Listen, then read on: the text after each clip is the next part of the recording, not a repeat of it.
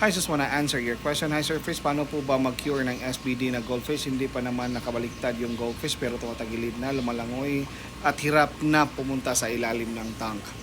Ang pag-cure talaga ng SBD is need to quarantine the fish. No feeding po tayo until maka-recover. Low water level, strong aeration.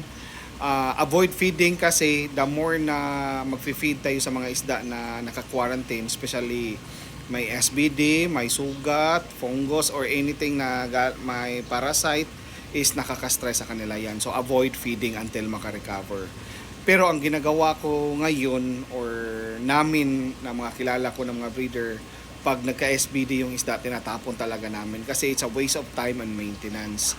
I'm not encouraging everyone na gawin yun kasi animal abuse, but sa part kasi namin, medyo logi kami talaga sa oras sa pag-cure. And I'm avoiding po na magbenta ng mga isda na galing nagka-SBD tapos na-cure ko tapos ibenta ko kasi sensitive ang isda na nagkagaling sa SBD.